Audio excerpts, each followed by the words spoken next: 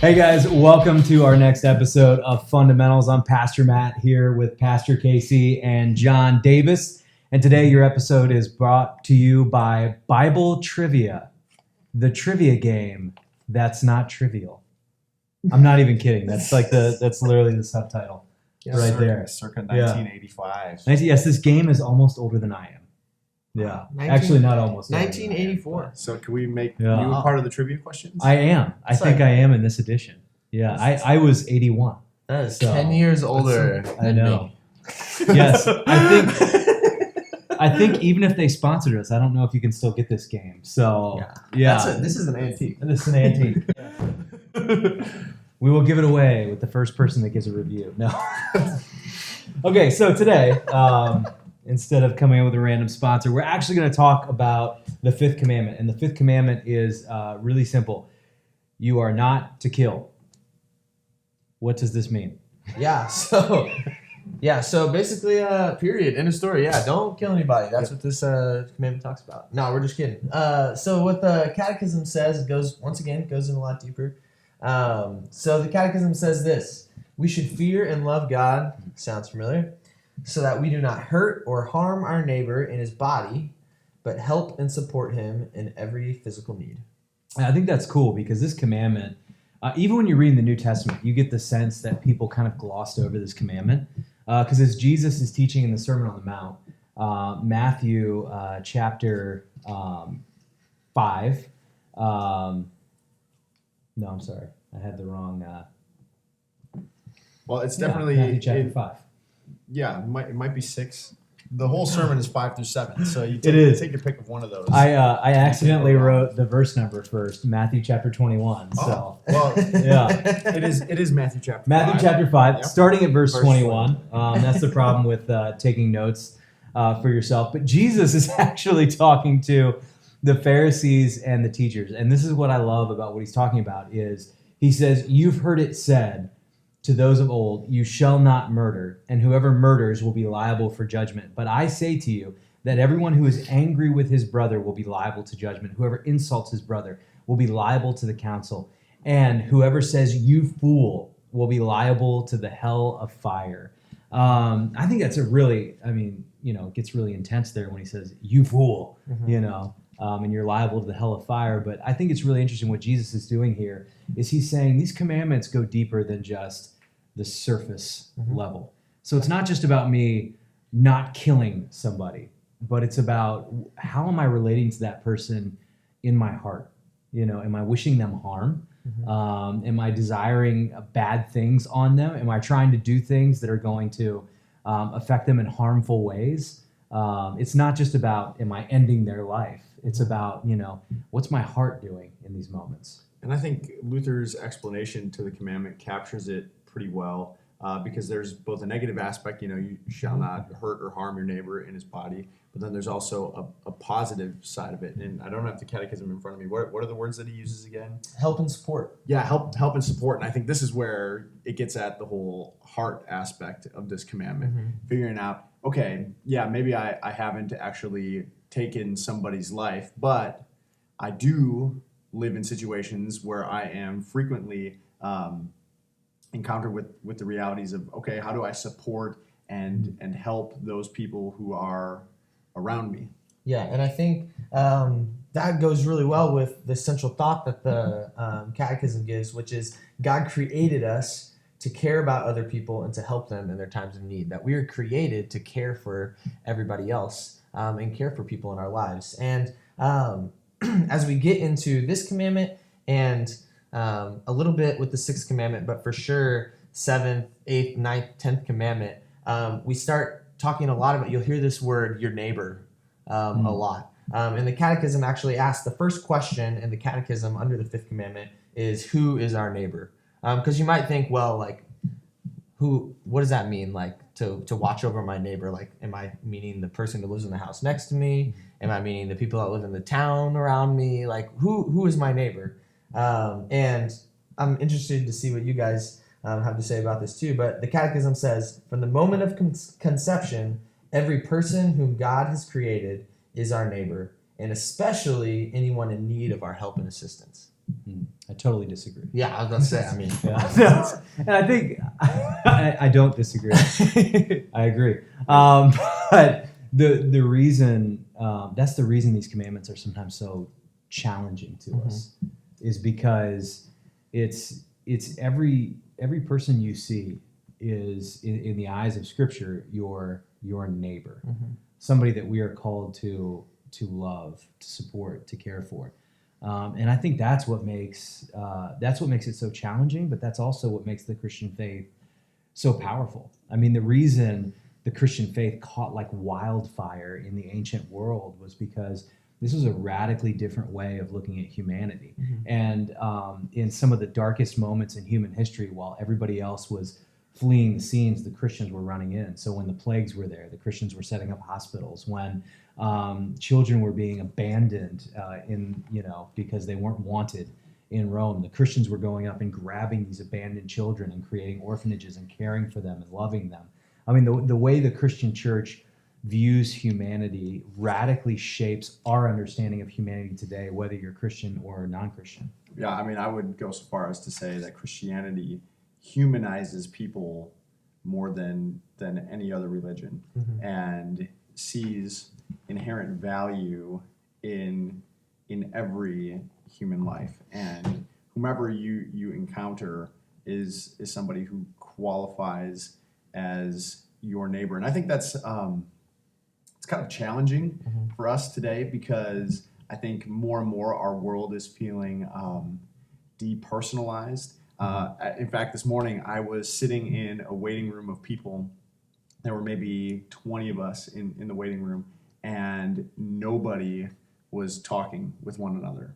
It was like you had 20 individual human beings there, but none of us were really being all of that human to each other, because all of us were consumed with our devices, or we just kind of live in a day and age where it feels kind of weird to be neighborly to somebody that you don't really know, or maybe you haven't met before. But I think in Christianity we see everybody you come into contact with is a valuable human life, worthy of relationship and worthy of care and even of love.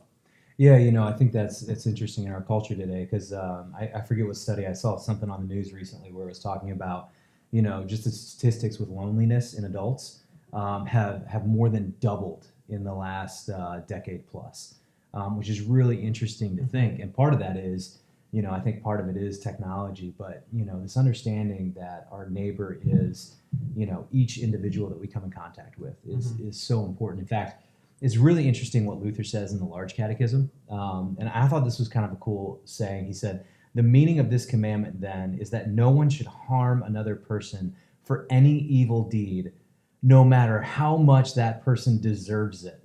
Now, I love that he says that, because I think there are moments where you're looking at somebody and go, yeah, but they deserve it.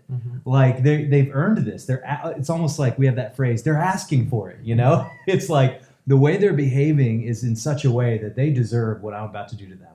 And yet Luther says, no, because the commandment's like this, because of the command to love our neighbor, extending into even our enemies. What we see as Christians is, no, we aren't supposed to harm those around us. Yeah, and I think, once again, this is one of those commandments that we definitely see a lot in our culture today, and it's probably one of the probably the fifth and sixth commandment are probably two of the commandments that are more of the hot button commandments among Christians and non-Christians, because they're the ones that you see pop up with different things in politics and personal lives and social media and all these things. And I'm just interested what you guys see in society and stuff, how these commandments, how this commandment, specifically the fifth, of how everybody is our neighbor, whether it's someone who is a newborn baby or an unborn baby, all the way up to elderly people who are just in a nursing home and not getting around very much, that all life that God has created is our neighbor, and we should take care of them and look after them. I'm just interested, you guys see that? Yeah, I think social media is interesting, because social media is this this interesting phenomenon in which it connects and disconnects people at the same time. You know, it's something that can help you get to know the surface, what somebody wants to share, because everybody has their own profile. Everybody, you know, becomes the owner of their own page, right? But it also can depersonalize, and you can actually see people because of this illusion of anonymity, like we've talked about. So like, you know, I'm connected to this world full of people, you know, thousands of people I call my friends on Facebook and Instagram. When in reality, I'm sitting here and I'm looking at their lives and I'm commenting on their lives when I'm by myself, right? And so there's this illusion of anonymity. And so it almost depersonalizes somebody so much that you forget they're human. And so you start lobbing things out that cause harm. I think, you know, you hit the nail on the head. This commandment is so important today because of our access to people around us and how we're able to, you know, without even thinking about it, lob very public insults and criticisms at people that we aren't even in relationship with, and yet they're real flesh and blood people. Yeah, and my take on some of your questions, John, goes along the lines of I think in many ways the church has been, when I say the church, I mean the larger church, the group of people following after Jesus, has done a good job of attaching themselves to a handful of stances that really promote life and humanize people. But I do think there's a lot of work still to be done in terms of extending our own view of life and realizing that every stage of life and each life connected to some of the lives we care about quite strongly, that those lives are significant as well. So I'm thinking specifically of issues like abortion or end of life issues. I think it's important for Christians to promote life, but not to do it just in kind of a political way or just to be a lobbying voice, but to be a real kind of hands-on sort of application of the things that they believe, whether that's not only seeking and advocating for the lives of unborn children, but also promoting and advocating for the lives of the mothers involved, for example. I think sometimes it's easy to get wrapped up into the issue of abortion without recognizing the fact that mothers are involved in these issues as well. So I think as Christians think about these issues and wrestle with these issues, I think it's important to expand the view as much as you can, and really think, at least I try to think, how can I be humanizing to as many as possible in these kinds of situations. I know that's maybe not a super clear answer, but that's some of how I because I think you hit it like right on, is that there's so many things like in society today that really do like fall under this idea and the central thought of God created us to care about other people and help them in their time of need. I mean, I dislike more than anyone to like talk about politics and stuff, but all you have to do is like turn on the news and like basically any topic that they're talking about has to do with one group of people not caring for a group of people in need, or one group of people caring about someone that like isn't in need, but it's like all this crazy stuff going on, and it's like where do we fit into that as Christians? Yeah, and it's something I missed before. When I said we need to expand the view, I think that's right, but then I also think that we can't get so concerned with expanding our view that we feel like we can just sort of like spout off on things and feel like it's just okay to talk because we're taking a huge glimpse of what's out there. I think it's also important for us to focus on what is actually in front of us and what are we capable of doing in our time and in our place that's going to make a tangible impact as well. So I think there's kind of that both and of expanding the view while also narrowing your view in your everyday, realizing like what can you do in those situations. Yeah, and I think, you know, a real measure of how we carry out this commandment, a real measure of our faith in general, is not just how we treat those who are like us, but how we treat those who disagree with us, how we treat those who don't live in line with our ethic or our belief. You know, that's what's so powerful about Jesus. Jesus is he's the kind of person that you see him throughout the Gospels. He's he's loving on the marginalized, but he's also engaging people who are living lives that overtly Scripture says, hey, this is wrong, don't do this, you know. He confronts those people not with condemnation, but with love, forgiveness and guidance, you know.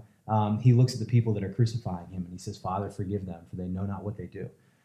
You know, the way he treats people who disagree with him, who even hate him, is the real measure of his love and kind of fulfilling this commandment. And I think as a church, that's where we're really going to be able to fulfill this commandment well, whether it's not just advocating for the unborn child, but for the mother and caring for both. Remembering that end of life is just as important an issue. And if we devalue life on the front end, we'll devalue it on the back end. But not just that, then turning and looking at the people that disagree with you on those issues, those who would be on the other side of the aisle, and looking at them and saying, look, we're going to love you and we're going to desire the best for you.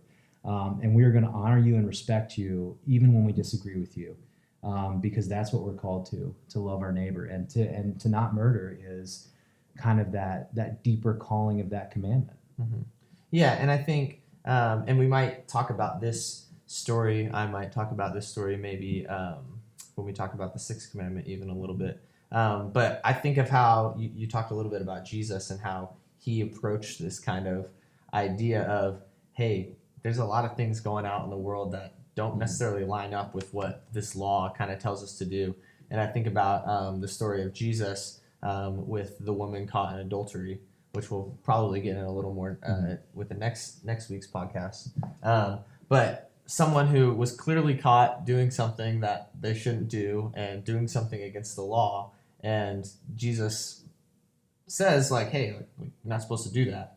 But he also says, like, hey, I don't condemn you. Like, I love you, and I'm going to be there for you, and I'm going to walk alongside you, and there's going to be a relationship that we're going to work this out together, kind of thing. So I think to what you were saying, yeah, like, there's a lot of things that I think the church as a whole, like, it's very easy for us to look at the plain black and white letters of, okay, like, we shouldn't have, like, abortions and things like that, and we really like to go all in on, yeah, we're all for that. Like, don't do that, don't do that, don't do that. But when it comes to the next steps of that, of caring for the actual people, I think that's where sometimes we can lose what God is actually telling us. And this is the second part of it, which is to help and support people and love them.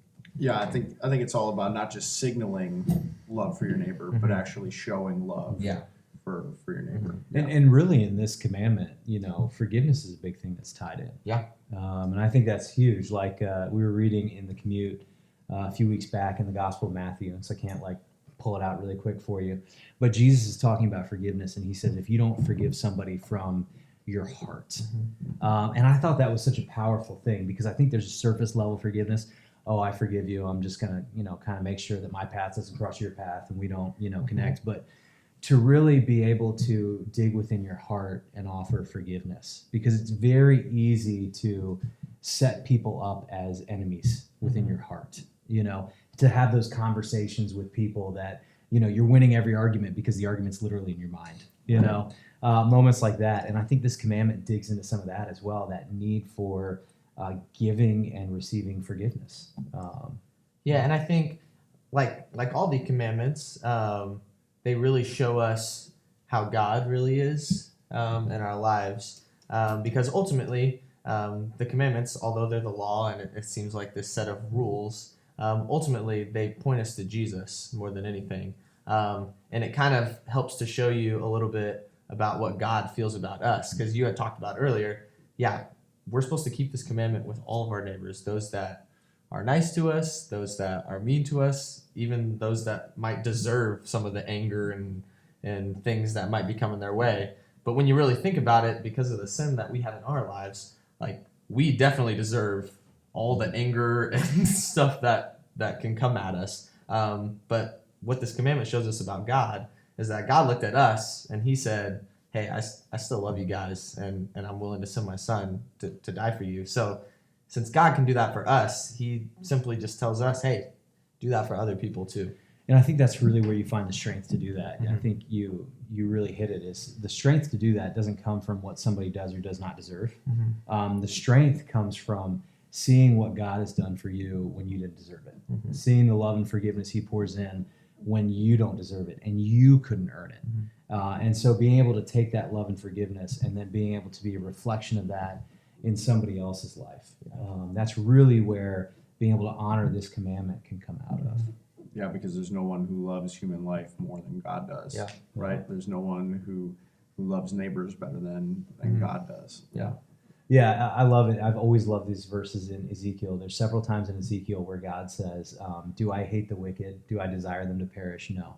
Mm-hmm. I desire them to turn from their wicked ways. And it's God's way of saying, even the wicked, even the people that are turned away from Him, there is a deep love and compassion that God has for them. Yeah, because I think ultimately, just like the Catechism said, from the moment of conception, every person whom God has created is our neighbor. Because ultimately, God loves all those people, because whether they love Him or they don't love Him, God took the time to mold them together, and they're His children just like anybody else. He loves all of His creation. Well, I think that's, once again, it's amazing to see how even the most simple of commandments have so much more depth to them. So I hope you enjoyed this episode. I hope it helped you kind of dig into this commandment a little more and some more practical applications. If you'd like to find more of these, definitely check out Bethlehem Church Live mobile app. You can find more of the episodes right there, your favorite podcast platform, or subscribe on YouTube. You can find Fundamentals of the Faith right there on YouTube, and you can find the whole series, past episodes as well. And I just want to encourage you, if this is a help to you, share it with a friend. You never know. There's a lot of people that are exploring those questions of faith, and it's great to share this kind of content with friends who want to dig a little bit deeper. So till next time, it's been a joy hanging out with you right here on Fundamentals.